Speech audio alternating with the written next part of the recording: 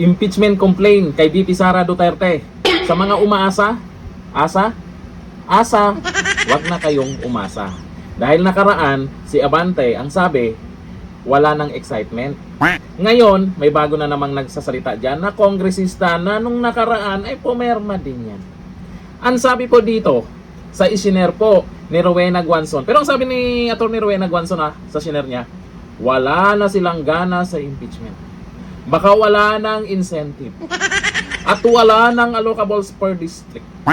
Saka malapit na ang eleksyon. Malamang 2027 kailangan na nilang maghanda niyan. Ngayon kasi 2026 diyan po ito po yung taon na kailan nagmamasid na ang taong bayan.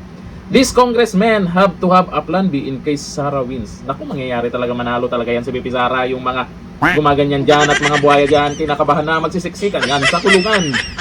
So ito, ang sinare po ni Rowena Guanzon. Ang sabi, sawa na ang Congress sa impeachment. House Deputy Secretary and Antipolo 1st District Representative Ronaldo Puno admitted that he and his political party, the National Unity Party or NUP, are not inclined to support any impeachment complaint against President Ferdinand Marcos Jr. and Vice President Sara Duterte. In a radio interview, Puno emphasized that Congress has grown weary of impeachment proceedings, noting that there are more pressing concerns that lawmakers should focus on, particularly holding accountable those involved in flood control anomalies. Nagbago na talaga ang ihip ng hangin nila. Dahil nga naman, meron di umanong impeachment complaint kay Pangulong Bongbong Marcos. Makukumpara kasi yan. Kung matuloy yon, malamang matutuloy talaga yon. Tapos may impeachment complaint din kay VP Sara Duterte. Ay hindi naman pwedeng kay VP Sara 125 million yung talagang iniiyak nila dyan.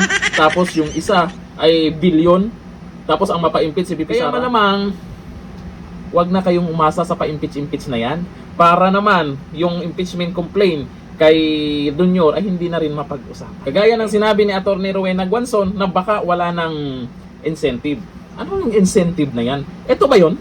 Ito. What we've heard, 150 million per signature of the congressman. And sa mga naririnig nyo, nung sinabi nyo meron kapalit yung pag-vote to impeach, magkano yung inaalok? Magkano ba yung pinag-uusapan natin dito? Based on what we've heard, I'd like to make a disclaimer. This is only allegedly. Yes, and I know you keep saying, I don't report Please, news. yeah. This is commentary. So Yeah. we're also curious. That's why I don't wanna have it used against the program or us, Yes, the two of I us agree. here. But yeah, based on what we've heard, 150 million per signature of the congressman.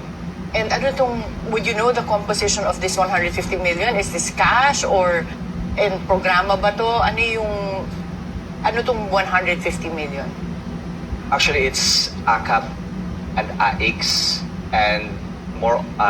The other chunk of that is for the infrastructure development of the district. So naka-divide yun lahat at low. And yeah, Do you know yung pagka-divide? How much? I'm not sure with the figure now, but I've written about it. I just can't recall the exact number. Attorney, I'll provide it to you later. Dr. Richard, do you have any idea? Because based on some of the sources, they say it's 25 million in ACAP, so yung ayuda that you can give, and then 25 million in AIX, and 100 million hard projects. Yan ba yun, Atty. Rowena Guanzon? Baka iba yung ibig sabihin ni Atty. Rowena Guanzon Yung video na yan kasi, yan po yung napag-usapan nakaraan na 150 million per buhaya. Di ba? Pero hindi pa naman natin alam kung totoo talaga yan. Kasi chismis lang. Opo, chismis lang naman yan. Depende na po sa taong bayan kung maniniwala sila tungkol dyan. Pero ngayon, sa usapin po ng impeachment, sa tingin ko, hindi na nga sila nanalo nakaraan, lalo na ngayon. Pansin nyo, si Trillanes. Alam natin na talagang puro Duterte yan. Nag-iba na ng tactics. Dati, gustong impeachment, kailangan bago mag-eleksyon, impeachment. Ngayon, ang tactics na naman niya, gusto niya magkaroon ng sanib puwersa, yung kakamping at yung admin at yung kung sino man. Kailangan sanib puwersa para tapatan si VP Sara. Naku po, kakayanin ba? Kaya ba nila?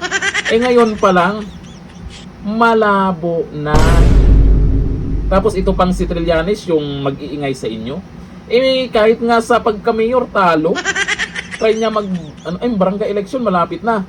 Abangan natin, baka malay natin susubukan din ni Trillanes yun, di ba? Manalo siya. Kahit papaano, itong mga congressman na to ay mukhang maganda yung nila, maganda yung mga sinasabi nila. At katotohanan talaga.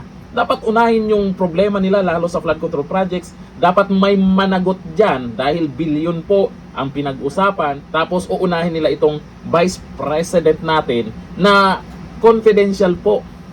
'Di ba? Confidential, tapos pilit nilang alamin na kanino napunta yung pera. Confidential nga, 'di ba?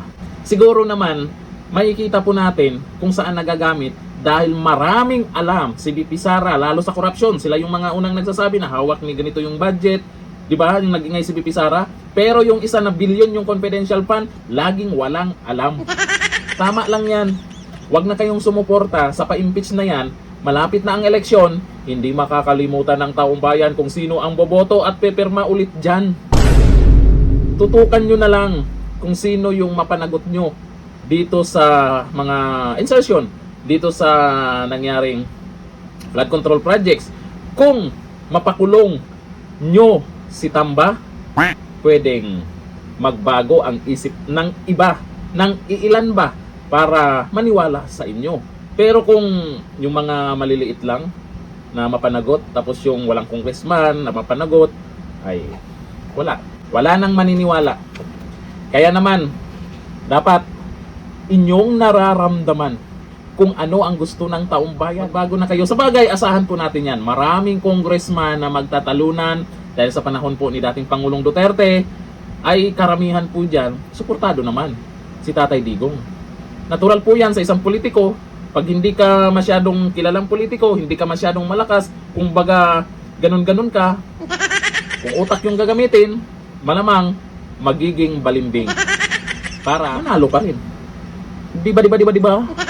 Hanggang dito na lang, thank you. Bye-bye.